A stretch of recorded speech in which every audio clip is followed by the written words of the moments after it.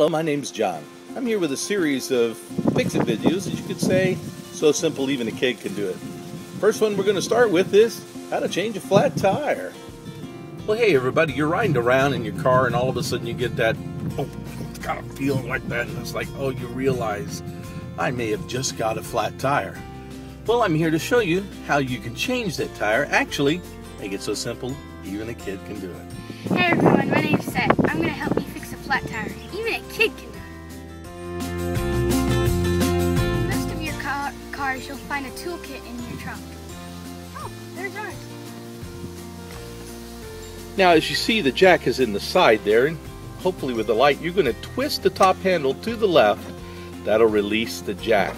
But before you leave, don't forget to get the bag of tools that's on the side.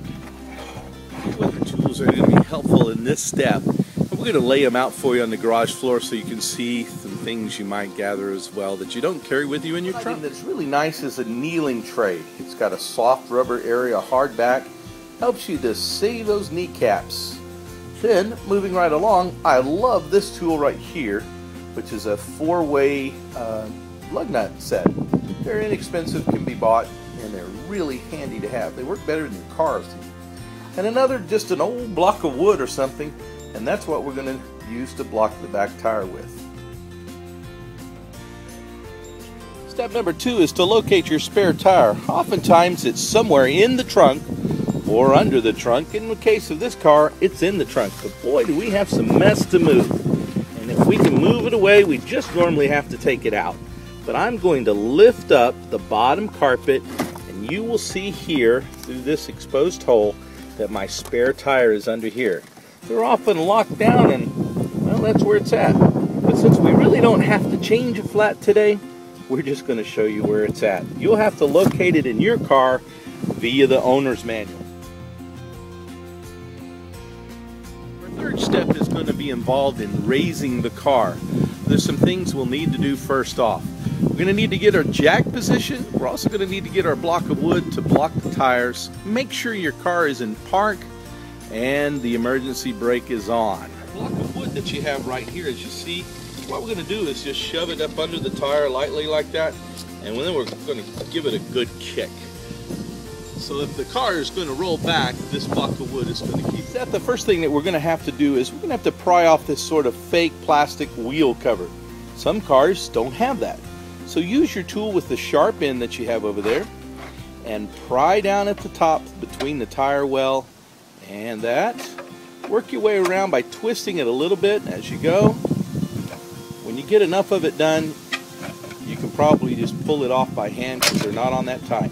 Now, make sure you set that with the finished side up off to the side so that it doesn't get scratched. What he's going to do is he's going to have to set his jack. Now, every car has some little notches underneath it that show where the jack ought to be set. And from there, he'll hand raise the jack to a point before he will then use his tools. These things are fairly easy to raise up by yourself.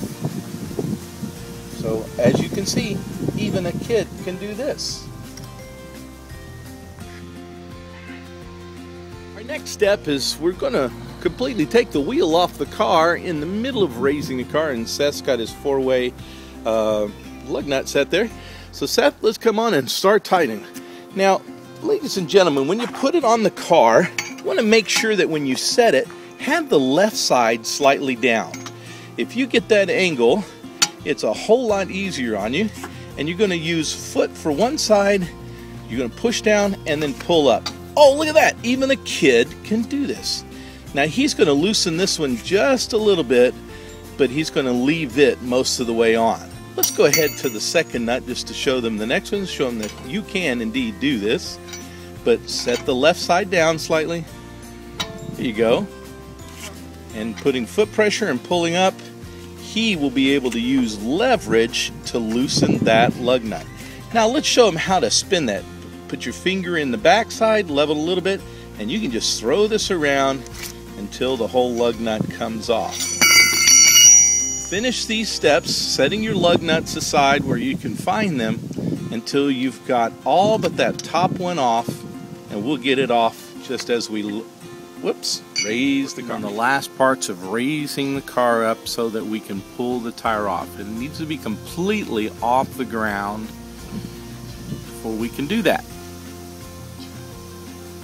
All right, Seth, I think you're far enough. Raising the car, he's going to take this last nut off. The reason we left that on is to keep the tire from just falling off by itself, which isn't real likely, but it's just an extra added safety precaution.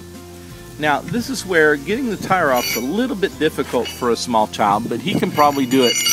He's going to put his hands about 10 and 2, and he's just going to wiggle and see if he can get the tire off. There you go, and then he's going to roll it aside. You'll have to drag it a little bit. There we go. And I recommend rolling the tire and putting it back behind your jack and under the car so that should there be any kind of problems, you have some height in which you can get it, because the car will simply fall on the tire. That wasn't so bad, but you get your hands dirty. Even a kid can do this. As you see, a kid can do this. And now that brings us to step 5, and that's just to reverse the order. You're going to put the tire back on, tighten the lug nuts. You're going to put the wheel cover back on, lower the jack, and put everything away.